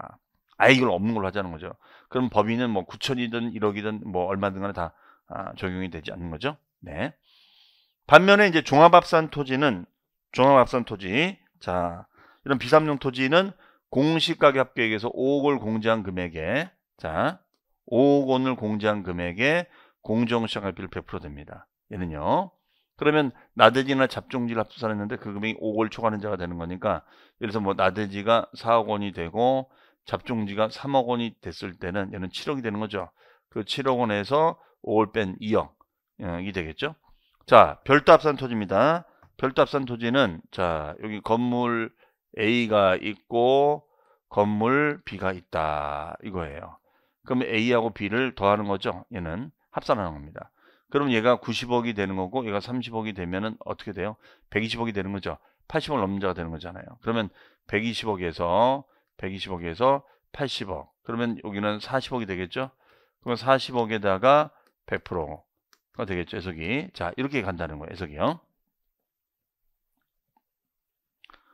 그 다음에 이제 세율은 우리가 이제 주택 같은 경우에는 우리가 2527, 2527이 되고 3주택은 355가 됩니다. 얘는 법인 소유가 됐을 땐 최고율 2.7%, 3주택은 5%. 자, 그 다음에가 종합합산 토지는 종동그라미, 1동그라미, 3동그라미, 종일삼이 됩니다. 종일삼. 그 다음에 별도 합산은 별 동그라미, 5동그라미, 7동그라미. 뭐가 돼요? 별 5, 7 되죠. 별 5, 7은 누진세율이 됩니다. 얘는요. 그 다음에 이중과세를 공제하자 이거예요. 이중과세 공제하자. 자, 그러면 얘는 이렇게 됐을 때 어떻게 됩니까? 일정 기준 금액이 있고 재산세를 부과하고 다시 재산세를 부과하고 또 초과된 금액엔 종부세를 부과합니다. 그러면 이 부분에 대해서는 이중으로 부과하자 이거예요. 이중으로. 그러면 이미 원은 이제 우리가 기납이 된 거야. 이미 얘는 기납이 된 거야. 이미 기납이 됐다. 그럼 기납된 건 빼고 나머지를 내야겠죠. 해석이. 자. 그 다음에 우리가 1세대 1주택자에 대해서는 나이가 60세 이상이 된다거나 나이가 많거나 아니면 장기 보유 5년 이상이 됐을 때는 연령별 세공제하고 보유기한별 세공제를 해주자. 자, 그래서 우리가 60세 이상, 그다음에 65세 이상, 그 다음에 70세 이상이에요. 그렇죠? 그다음에 얘는 5년 이상 10년 미만, 그다음에 10년 이상 15년 미만, 15년 이상이 됐을 때 50% 되는 거죠. 그럼 만약에 이분이 나이가 60이 되고 5년이 됐을 때는 20% 되는 거니까 40% 공제가 되겠죠. 중복 공제가 허용이 되는 거예요. 80% 법인 내에서. 그 다음에 세부담의 상한이 개인은 150%를 한도로 한다. 하지만 법인은 아무런 제한이 없어요. 하지만 우리가 토지는 다 150%를 한도로 한다는 점이에요. 토지는 다 150% 한도로 한다. 그 점에서 차이가 있다라고 보시면 되겠습니다. 어쨌든 이렇게 비교 정리된 거니까 이 비교 정리된 것을 가지고 우리가 살펴보자. 이런 얘기가 되겠습니다. 저기. 자, 그러면 우리가 이제 종합부동산세에 대한 이런저런 얘기 다 했는데요. 간단히 한번 다시 정리해보면, 어쨌든 여러분들 종합부동산세는 우리가 정리해보면 어떻습니까? 얘는 지방세다, 국세다, 국세다 이렇게 말씀을 드렸어요. 국세니까 당연히 세무서에서 관리가 되는 거고, 그 다음에 납세지는 재산세는 소재지 중심이었죠. 재산세는 물건의 소재지 중심이었다면 종합부동산세는 국세니까 얘는 주소지 중심으로 결정을 한다는 거예요. 그 다음에 세 번째는 과세 대상은 법령에서 정한 우리가 토지와 주택이 있다. 토지와 주택이 있다. 건축물은 여기 해당 사항이 있다 없다 없다 이런 얘기 되겠고요. 토지 중에서는 우리가 분리과세 토지하고 그 다음에 합산과세 토지가 있는데 분리토지는 종부세 대상에 들어가지 않죠. 합산은 우리가 별도 합산이 있고 그 다음에 종합합산이 있다 이렇게 얘기합니다. 별도는 별도끼리 합산하고 종합은 종합끼리 합산하는 것이죠. 그 다음에 주택 같은 경우에는 우리가 일반 주택이든 고급 주택이든 다 들어가지만 어떤 사업 목적을 가지고 있을 때는 이 주택은 우리가 해당 사항이 없다 이렇게 얘기가 되겠어요. 그 다음에 네 번째는 우리가 어떻게 하느냐. 큰 계산 구조의 큰 틀은 어떻게 돼요? 일단 다 모으는 거죠. 주택은 주택끼리 모으고 토지는 토지끼리 모으는 거잖아요. 이것을 공시하는 거고 모아진 금액을 공시가액의 합이다라고 있었어요. 그래서 얘는 공시가액의 합에서 마이너스 일정 기준 금액을 차감하고 여기다가 공정시장 가입 비율을 곱하자. 그리고 누진세로 계산해 줍니다. 그리고 이제 다섯 번째는 이 계산된 세금을 얘는 부가징수하는 방법이 있는데 얘는 원칙은 정부가 부과하는 방법이 되겠고 그 다음에가 예외적으로는 신고납부를 선택할 수 있다더라.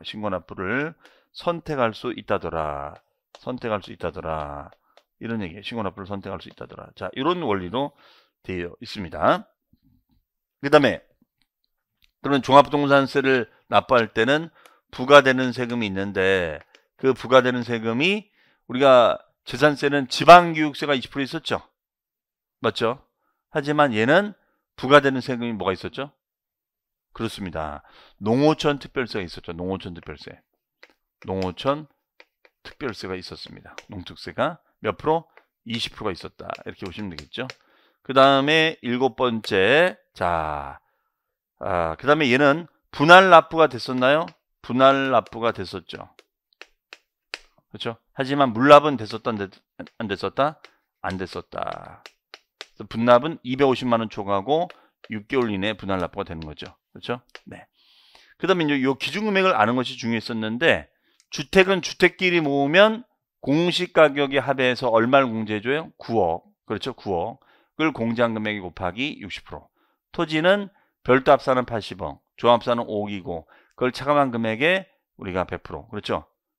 그래서 훨씬 더 비율이 높습니다. 물론 주택이든 합산 토지는 다 누진 효과를 위해서 누진세로 과세를 하고 그 다음에 누진세로 계산이 되면 어떻게 되는 거예요?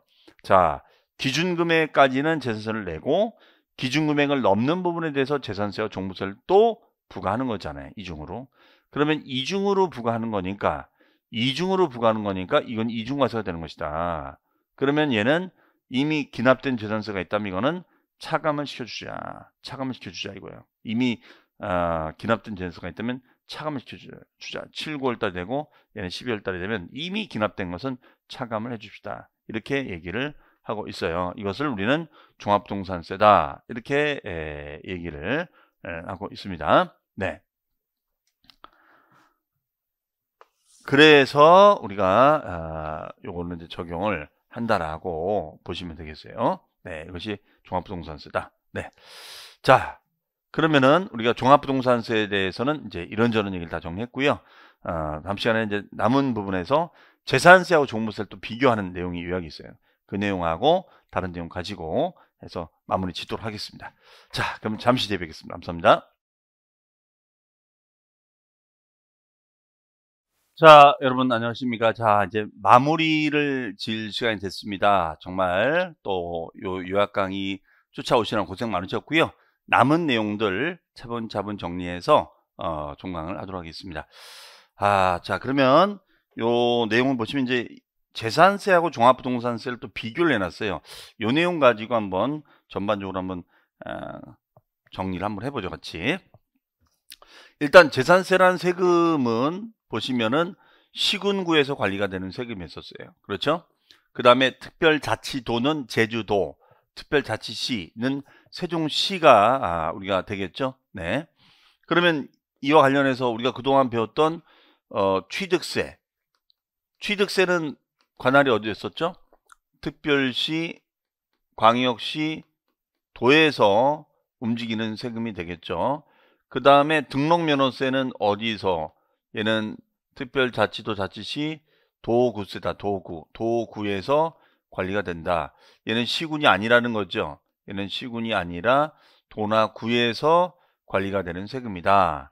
이렇게 얘기를 합니다. 예, 얘는 시군이 아니라 도구다. 이렇게 얘기합니다.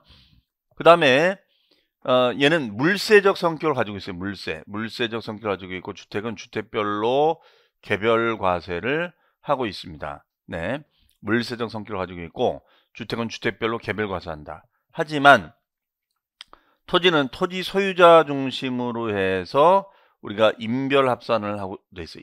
인별로 우리가 합산해서 과세를 하고 있습니다. 인별 합산 과세다. 이렇게 얘기를 하고 있어요. 그리고 이제 얘는 우리가 납세의 성립 시기가 매년 6월 1일 현재로 합니다. 6월 1일 현재로 하자. 그러면 납세무자가 중간에 바뀌거든요. 갑에서 을로, 또 을에서 병으로 바뀌어요. 예? 갑에서 을로, 을에서 병으로. 그러면 3월 20일 날 매매가 되고 그 다음에 7월 2일 날 또 매매가 돼. 그러면 이 경우에는 우리가 갑에서 을로, 을에서 병으로 매매가 돼요. 그러면 이때는 우리가 고지서를 발송해 준단 말이에요. 그러면 납세매 판정 시점은 언제냐? 6월 1일 날이다. 그러면 이때는 누구한테 고지서가 날아가는 거예요? 을한테 고지서가 날아가는 거죠. 을한테 고지서가 날아가는 겁니다. 을한테 고지서가 날아간다. 이런 얘기예요. 자, 그러면 우리 납세매 성립 시기 우리 배웠었잖아요. 납세매 성립 시기 배웠었는데, 납세매 성립이라는 거는 뭐였었죠? 납세무자, 과세대상, 과세표준 세율이 정해지는 걸 말하는 거잖아요. 그렇죠?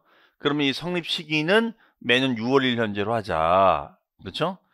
그러면 우리 취득세는 성립 시기가 언제였었죠? 취득세는 취득하는 때. 그렇죠? 취득하는 때였었어요. 취득하는 때. 그러면 이제 취득하는 때에서 취득이라는 건 뭐였어요? 원시 취득. 기억나시죠? 그 다음에 승계 취득. 승계는 유상승계, 무상승계. 그 다음에 간주 취득이 있었죠. 간주라는 것은 간주 취득은 얘는 원시도 아니고 승계도 아니야. 그렇죠? 근데 취득으로 보자, 이런 개념이에요. 그 다음에 등록면허세 같은 경우에는 보존등기, 이전등기, 그 다음에 설정등기, 변경등기, 그 다음에 말소등기가 됩니다. 네, 이 등기를 할 때마다 세금을 내놓으라 이거예요.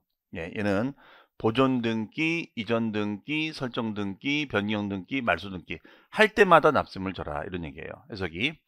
그 다음에 과세 대상은 토지자산, 건축물자산, 주택자산, 선박자산, 항공기자산. 자, 토건주선항이 되는 거죠. 네. 하지만 네, 얘는 별장은 여기 들어가지 않는다. 별장. 별장은 여기 들어가지 않아요. 별장. 그럼 여기는 분리과세 대상 토지를 포함하고 있다. 이렇게 돼 있어요. 그래서 얘는 토지, 건축물, 주택, 선박, 항공기, 토건 주선항이 되는 것입니다. 네. 이렇게 적용이 되는 거야. 그 다음에 별장은 여러분들 이거는 폐지라고 쓰시고요. 폐지. 대상도 이거는 폐지가 되겠습니다. 해석이요. 네. 그 다음에 고급주택. 고급주택은 대상이 되죠. 네. 그러면 종합부동산세 한번 볼게요. 여기까지. 종합부동산세 같은 경우에는 국가니까 국세죠. 그러면 얘는 관할 세무서장이 관리를 하는 거다라고 볼 수가 있겠죠. 그 다음에 또 중요한 특징이 얘는 전국 단위로 합산하고 소유자별 합산 가서 한다는 거. 인별 합산, 세대별 합산이 아니라는 거. 그럼 여기서 우리가 따져볼 거는 뭐냐면 이거잖아요. 만약에 자 이분이 뭐 안성에 토지를 가지고 있어요. A 토지, B 토지. 그 다음에 저쪽 안성 말고 뭐 인천 부평에 A 토지, C 토지, D 토지를 가지고 있어요. 네.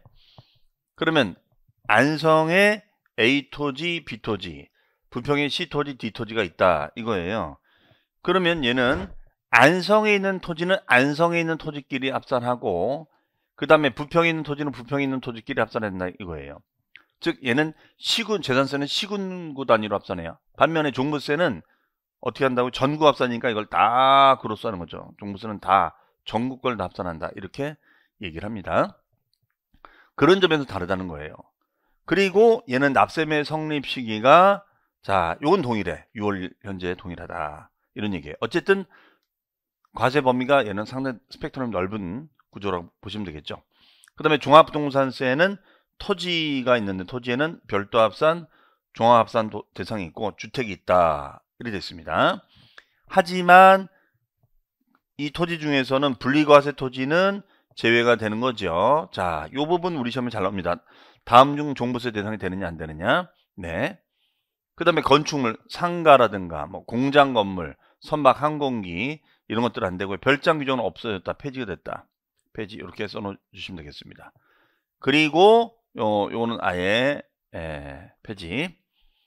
그럼 별장은 대상이 안 되느냐? 됩니다. 이제 별장도 이제 대상은 돼요. 별장도 상관없이. 그다음에 고급주택은 대상이 되고. 자, 그러면 이와 관련해서 우리 한번 다른 세목과도 좀 비교해서 한번 정리해 볼게요. 비교해서. 이제는 자꾸 비교해서 우리가 정리하는 습관을 좀 가져봐야 됩니다. 자, 그러면은 우리 과세 대상은 취득세. 대상 오랜만에 한번 정리해 볼까요? 취득세 과세 대상. 자, 뭐가 있었죠? 네, 얘는 토지, 그 다음에 건축물, 그 다음에 준부동산, 차량, 그 다음에 선박, 그 다음에 항공기, 기장비. 자, 강조했었죠. 자, 권리 중에서는 회중의 조안에 무슨 회? 회중의 조안에 무슨 회? 광어회. 그렇죠, 광어회. 광이 뭐예요? 광어권. 어가 뭐예요? 어권. 회가 뭐예요? 회원권. 그럼 광어회를 먹으려면 뭘 깔고 먹어야 돼? 잎목, 나무를 깔고 먹자. 이런 얘기예요. 그 다음에가 재산세 대상. 재산세 대상은 토지 자산, 건축물 자산, 주택 자산, 선박, 항공기. 그렇죠? 네. 그럼 얘는 토건주선항이 되겠죠. 토건주선항 5가지 대상이 됩니다. 그다음에 종합부동산세는 그 대상 중에서 토지하고 건물 안 되고 주택은 대상이 되고 선박 항공기는 대상이 안 됩니다. 네. 다만 우리가 토지 중에서도 단 무슨 토지는 들어가지 않는다? 분리과세 토지. 분리과세 토지는 우리가 제외합니다. 제외해요. 그 다음에 주택. 자, 주택 중에서는 단 사업 목적의 주택. 사업 목적의 주택은 우리가 제외를 한다. 이렇게 되어 있어요. 해석이. 그 다음에 양도소득세 대상입니다. 양도세. 자, 양도세 대상은 부동산, 토지나 건축물, 그 다음에 부동산에 관한 권리, 지상권, 전세권, 등기된 임차권 등이 있다. 이렇게 했었죠. 부동산 취득할 수 있는 권리. 그 다음에가 이제 주식이 있고, 그 다음에 파생상품이 있고, 그 다음에가 신탁 수익권이 있죠. 신탁 수익권이 있다. 이렇게 얘기를 합니다. 신탁 수익권이 있다. 그래서 이제 이것이 양도세 대상이 되는 거죠. 해석이. 네. 자, 부동산의 권리에는 이제 우리가 용익물권, 지상권, 전세권, 지역권은 들어가지 않고 부동산 임차권은 채권인데 등기 치면 되겠죠. 등기된 부동산 임차권, 그 다음에 취득할 수 있는 권리가 있습니다. 이런 것들이 이제 여기 대상에 들어가는 거고, 주식, 파생상품, 신탁수익권. 자, 이런 것들이 대상이 됩니다. 어쨌든 이게 대상은 좀 비교해서 정리를 해 두시는 게 좋겠다. 이런 말씀을 드리고요. 그 다음에 여기서 보시면은 우리가 납세무자 판정할 때 6월이다 이렇게 했는데, 자, 요 납세무자도 한번 비교해서 정리를 해볼게요. 납세무자. 자, 우리 납세무자도 좀 중요했었죠. 납세무자. 그러면은 여러분들 취득세는 납세무자가 어떻게 됐었죠? 네, 얘는 사실상 취득하는 자가 된다. 사실상 취득하는 자가 된다. 그럼 사실상이라는 것은 뭐예요? 등기 등록에 관계없이, 등기나 등록에 관계없이 취득하는 자가 된다. 이 얘기야. 그렇죠? 그 다음에 이제 간주취득자. 그 다음에 등록면허세가 있어요. 등록면허세는 외관상 등기 권리자가 있다. 외관상 등기 권리자가 있다. 그래서 얘는 외관상이에요. 외관상 등기 권리자. 그러니까 외관상 등기 권리자가 되는 거니까 얘는 외관상 등기를 하면 권리가 증대되는 자다, 감소되는 자다, 증대되는 자가 됩니다. 증대. 그 다음에 재산세입니다. 재산세는 매년 6월 현재 시점에 누가 낸다? 사실상 소유자가 된다. 사실상 소유자가 되라. 그럼 사실상 소유자의 의미는 우리가 중간에 갑에서 을로 우리가 병으로 바뀌는 거죠. 네, 이 판단은 사실상 소유자가 되라 이거예요. 네. 그러면 종합부동산세도 마찬가지로 사실상 소유자가 되는 것이고요. 그 다음에 양도소득세. 우리 양도소득세는 납세무자가 개인이죠, 개인. 그런데 그 개인에는 크게 거주자 개인과 그 다음에 비거주자 개인이 나눠져 있다. 이렇게 돼요. 거주자 개인하고 비거주자 개인이 있다. 그러면 거주자 개인이 되면 국내외 모든 소득에 대해서 납세를 지지만 비거주자는 국내 소득에 대해서만 납세를 집니다. 네, 그래서 요 취득세부터 해가지고 양도세, 납세무자가 되겠죠. 그렇죠? 자, 요거예요. 그럼 거주자는 국내에 주소를 두고 있거나 183일 이상 거소를 둔 자를 말하는 것으로서 국내의 모든 소득을 신고하지만 비거주자는 국내 소득만 신고하자. 이런 차이점이 있습니다. 자, 요게 이제 납세무자가 돼요. 여기 납세무자. 그 다음에 이제 과세 대상 됐고요. 자, 그 다음에 이제 우리 세율구조를 보기 전에, 세율구조 앞에 보기 전에 우리가 뭐가 있죠? 과세표준 있죠? 과세표준? 네, 과세표준. 과세표준도 한번 정리를 해보고 저 세율을 보도록 하겠습니다. 자, 자꾸 이제 비교해서 정리를 마지막에 좀 해보면은 여러분 좋을 것 같아요. 물론 제가 여름에 테마 특강이라고 해서, 레벨업 특강이라고 해서 이렇게 납세무자는 납세무자끼리, 과세대상은 과세대상끼리, 과세표준은 과세표준끼리 이렇게 비교 정리해 놓은 것이 있거든요. 그거를 여러분들 차후에 한번 좀 들어놓으시면 좀 도움이 더 되실 거예요. 그러면 취득세는 납세무자가 누가 되느냐? 자, 과세표준을 보면은 얘는 과세표준이, 자, 취득세는 과표가 어떻게 됐었죠? 과세표준이? 그렇습니다. 얘는 사실상 취득가액을 과세표준으로 하자. 이거 있었어요. 사실상 취득가액을 과표로 가자. 이거예요. 그러면 원시나 승계나 사실상 취득가액이 되는 거야. 그렇죠? 그런데 이 사실상 취득가액이 확인이 안 돼. 확인이 안 되면 그럼 모르잖아요. 그러면 시가표준액이 된다. 시가표준액이 된다. 이거예요. 시가표준액. 그 다음에 우리가 징여로 인한 취득이 됐을 때는 징여로 인한 취득이 됐을 때는 시가 인정액으로 가자. 시가 인정액으로 가자. 시가 인정액. 그럼 시가 인정액이라는 것이 뭐였었죠? 매매사례, 감정가, 공매가. 이것을 시가 인정액이라 하는 것이죠. 그 다음에 재산세 같은 경우에는 뭘 과표로 할까요? 시가표준액. 얘는 시가표준액을 과세표준하고, 자, 다만 얘는 우리가 시가표준액이 비탄력적인 금액이다 보니까 가격을 좀 이렇게 흔들어 줘야 되잖아요. 그렇죠? 가격을 변화를 좀 줘야 된다. 그래서 여기다가 무슨 비율을 곱해준다? 그렇습니다. 바로 공정시장 가액 비율을 곱해서 과표를 환산해 주자. 이런 얘기 했었어요. 그래서 토지 건축물은 70% 되고 주택은 60% 됩니다. 그 다음에 종합부동산세는 이걸 토대로 이제 다 그로스하는 건데 이것을 공시가액의 합계액에서 마이너스 일정 기준 금액을 빼주고 나면 여기다가 공정시장 가액비를 곱해주자 이거예요. 그러면 여기서 기준 금액을 우리가 빼주자. 기준금액을 빼주자. 기준금액. 그러면 주택은 기준금액이 우리가 9억이 되는 거고 1세대 1주택자는 12억이 되는 겁니다. 그렇죠? 자, 그리고 그 비율을 주택은 60%, 그 다음에가 나머지는 100%로 가자. 이런 얘기가 되겠죠? 자, 이렇게 좀 비교하니까 좀 여러분들 좀 정리가 될 수가 있겠죠? 그 다음에 이제 등록면허세도 있네요. 등록면허세 같은 경우에는 등기 등록가액을 신고가액으로 했었죠. 신고가액으로 하고 신고사항에 문제가 생겼을 때는 시가표준액으로 하자. 기억나십니까? 네. 다만 얘는 이 가액을 산정할 때는 표시하는 단위가 있었는데 그 표시 단위가 자 부동산 가액도 있었고 그 다음에가 채권 금액도 있었고 그 다음에가 건수도 있었어요. 건수. 네, 건수.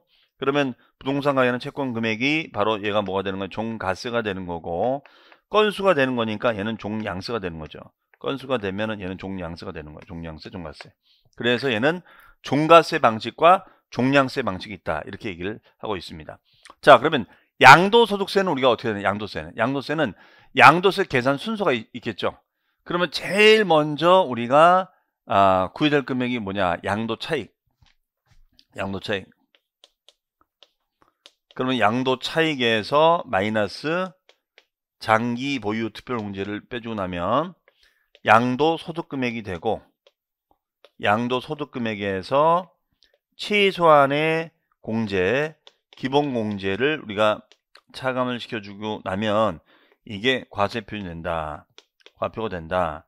이 얘기예요. 과표가 된다. 그렇죠? 네. 그러면 얘는 양도 차익에서 장특 공제를 빼주면은 소득 금액이 되고 최소한의 기본공제를 빼주면 과표가 된다. 이겁니다. 그러면 양도 차익은 우리가 실거래가 방식도 있고 실거래가가 확인이 안 되면 추계 방식으로 하는 거예요. 추계 방식. 예, 추계 방식으로 합니다. 실거래가로 가면 되는데 안 되면 추계로 가자. 이게 바로 양도세 계산 순서가 되겠습니다. 이해하시겠죠? 네. 자, 그러면 이제 과표 정리를 좀 해봤고요. 네, 이렇게 좀 복합적으로 좀 정리를 해두시면 마무리하실 때 좀 도움이 되지 않을까 싶습니다. 그래서 우리가 취득세는 사실상 취득가액, 그렇죠? 뭐 공사비 아니면은 매매가, 근데 그걸 모르면 시가표준액, 그렇죠? 그런데 양도세도 있었어요. 양도세에서도 이런 비슷한 개념인데 양도세에서는 실거래가를 몰랐을 때 이때 쓰는 거였거든요. 우리가 추계 순서가 있었잖아요. 매매사례, 그 다음에 감정가, 기준시가가 있었다. 그럼 기준시가는 국세청 고시가가 되는 거죠. 네. 그 다음에 징여로 인한 취득이 됐을 땐 시가 인정액이 되는 거고 인정액은 매매사례 감정가 공매가 된다. 그 다음에 재산세는 시가표준액으로 해주고 공정시가비를 곱해서 가격을 환산해주는 방식이 되겠죠. 또 토지건축물은 70%, 주택은 60%. 자, 종부세는 기준금액을 초과한 금액의 비율이 되는데 기준금액이 주택은 9억, 1세대 1주택은 12억이 되겠죠. 그 다음에 양도세는 양도차익은 실거래가하고 추계가 있는데 실거래가는 양도가액에서 필요비를 빼주자. 취자 양을 빼주면 되는 거고 그 다음에 장특공제는 양도차익을 줄여주는 것으로서 양도차익에다 공제를 곱해서 된 다음에 소득금액 거기서 최소한의 연 250만 원 공제를 주면 과표 세율이 나온다. 이렇게 되어 있습니다. 자, 그러면 이제 세율로 넘어가겠습니다. 세율로 가시면 일단은 재산세는 비례세율과 누진세율이 있다. 자, 비례는 많이 했습니다. 우리가. 비례세율은 뭐예요? 과세표준이 커지든 작아지든 세율이 일정한 거고, 누진세는 과세표준 크기가 커지면 커질수록 점점 올라가는 거였었죠. 네, 이게 다 있다는 거예요. 주택과 토지, 특히 주택 중에서는 법인 같은 경우에는 비례세율로 돼 있어요. 최고 세율이 부과되죠. 최고 세율인 비례세율로 우리가 가고 있습니다. 자, 얘는 자, 그 다음에 종부세도 비례 요 부분에 대해서는 요거 네, 요쪽으로 하겠네요. 네, 재산세는 우리가 4단계 누진세율이 되고, 토지도 마찬가지. 토지는 다만 이제 분리과세 토지, 분리과세 토지는 0.07%, 0.2%의 비례세율이 있죠. 네, 자, 그걸 말한다고 보시면 돼요. 반면에 우리가 종합부동산세는 비례하고 역시 누진세율, 비누가 다 있는데 개인 소유. 자, 다만 주택은 법인 소유가 됐을 때는 최고세율, 그렇죠? 2.7, 2527, 2.7%, 그럼 355, 5%가 되는 거잖아요. 이러한 비례세율을 가지고 있죠. 네. 그 다음에 공정시장할 비율이 주택은 60% 있습니다. 개정안은 무시하시고요. 토지건축물은 70% 됩니다. 그 다음에 종합부동산세는 60% 되는데, 자, 개정안은 우리가 지우시고요. 그다음 별도합산과 종합산은 100% 됩니다. 그 다음에 소액이면 징수를 면제주겠다. 소액이면 면제주겠다. 그러면 이때 소액은 얼마 미만이에요? 2,000원 미만. 2,000원 미만이 됐을 때는 징수를 면제준다. 2,000원이면 징수가 되겠죠? 네. 그 다음에가 반면에 종부세는 이런 재산세와 같은 소액징수 면제 규정이 없다라고 되어 있어요. 네. 그리고 물납이 1,000만 원 초과가 되면은 관할구역 내 부동산으로 물납이 될 수 있는데, 이때 종부세는 허용이 안 된다 이거예요.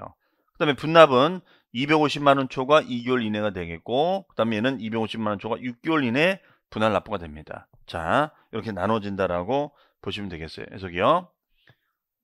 그러니까 얘는 기간이 좀 더 긴 거죠. 얘는 기간이 좀 더 길게끔 형성이 되어 있습니다.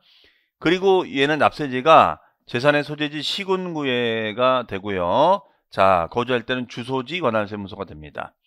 그 다음에 세부담의 상한이라는 건 뭐였죠? 전년도 대비 당해년도에 너무 많이 나오면 안 된다. 그래서 한도를 우리가 설정해주는 그런 개념이었었잖아요. 맞죠? 자, 그래서 우리가 토지 건축물 법인 소유 주택은 공시가격에 관계없이 150%지만 개인 소유 주택은 3억까지는 105%, 3억 초과 6억 이하는 110%, 자, 6억 초과는 130% 돼 있어요. 150%가 아니라는 거죠. 150%가 아니라 130%다. 150%가 아니라 130% 됩니다. 그 다음에 주택, 개인일 때는 150%가 돼, 150%. 네. 법인은 이런 거에 대한 적용이 있다 없다? 없어요. 법인은. 무제한으로 하겠다는 법인은. 그래도 재산세는 법인 소유주택이 150% 돼 있지만 얘는 그런 것이 아예 없다. 그러면은 뭐 작년보다 2배가 나오든 3배가 나오든 다 내야 되는 거예요. 그리고 토지분은 150% 되겠습니다. 자, 이렇게 우리가 정리가 되겠어요. 그다음에 납부기가, 자, 납기는 이거 외울 때 이렇게 외우자 그랬죠. 2번만 외우면 돼요. 2번. 토지분 재산세와 주택분 재산세 2분의 1은 9월 16일부터 9월 말까지가 된다. 나머지는 다 7월달. 그러니까 이거는 일일이 다 외울 필요 없고, 토지와 2기분 주택은 한꺼번에 내는 것이 부담스러울까봐 2분의 1씩 받는 거예요. 그래서 2분의 1은 9월 16일부터 9월 말까지. 나머지는 7월달. 외울 수 있겠죠. 그 다음에 부과되는 세금은 보기 전에, 그럼 반면에 종합부세는 12월 1일부터 15일까지예요. 얘는 16일부터 가지만 얘는 1일부터 간다는 거 주의하시고, 자, 좀 비교해서 보면은 그러면 우리 취득세는 납기가 언제 했었죠? 취득세는? 그렇습니다. 취득세는 취득한 날로부터 플러스 60일까지 신고 납부하는 거였었고, 단 우리가 상속과 징여는 제외한다. 그러면 상속의 경우에는 우리가 6개월이 되는 거고, 징여는 3개월까지죠. 만료부터 3개월까지다. 얘는 만료부터 6개월이다. 그다음에 외국에 주소를 두고 있을 때는 9개월까지가 된다. 자, 이게 되겠어요. 그 다음에 등록면허세는 언제까지예요? 얘는 등기하거나 등록하기 전까지다. 앞전자서 전까지 우리가 신고하고 납부하자. 이거예요. 전까지 신고하고 납부하자. 이 얘기예요. 그렇죠? 그 다음에 재산세. 양도속세입니다. 양도속세는 1월 1일부터 12월 말까지가 있으면은 부동산을 매매하자마자 신고할 수도 있고 나중에 신고할 수도 있는데 팔자마자 신고하면 이것을 뭐라고 한다? 예정신고. 예정신고. 그럼 예정신고는 양도일이 속하는 달의 말로부터 플러스 2개월 이내에 예정신고를 하면 되고 확정신고는 언제예요? 다음에 5월 1일부터 5월 말까지 신고를 맡아주면 되겠죠. 네, 이걸 확정신고다 이렇게 얘기를 하고 있습니다. 그래서 취득세, 등록면허세, 양도세 이렇게 비교 정리를 해주시면 될 것 같아요. 아셨죠? 네. 그러면 우리가 정리가 될 수 있겠죠. 그래서 취득세, 그 다음에 등록면허세, 등기등록하기 전까지 양도세는 팔자마자 신고하는 거고 다음에 5월 달에 신고하자 이렇게 돼 있습니다. 그 다음에 부과되는 세금은 재산세는 지방교육세가 제동그라미, 지동그라미, 제지리가 되죠. 종합부동산세는 종동그라미, 농동그라미, 이동그라미. 그럼 뭐가 돼요? 종농이가 되죠. 종농이, 제지리. 네, 이렇게 됩니다.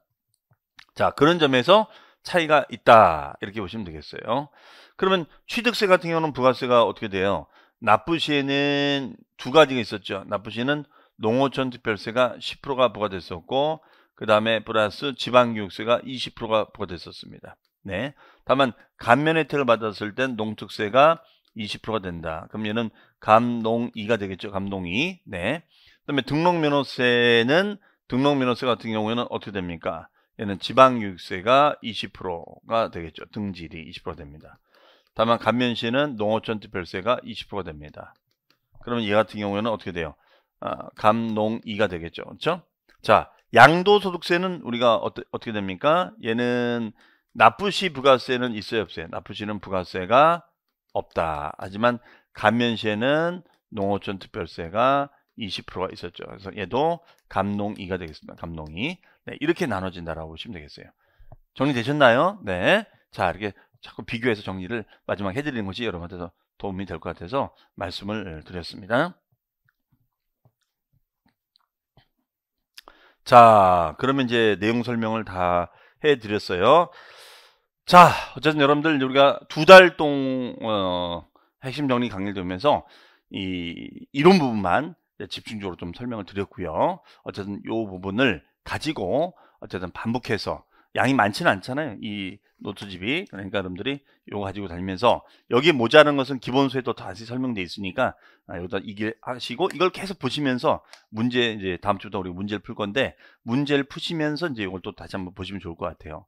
그래서 다음 주부터 진행되는 문제풀이는 일단 여러분들이 먼저 문제를 좀 푸셔야 돼요. 그러니까 이 이론을 듣고 복습하는 게 좋은데 문제풀이는 예습을 하시고 수업을 듣는 게 더 좋다. 그래서 다음 주에는 이제 조세 총론부터 이제 문제를 풀어갈 건데요.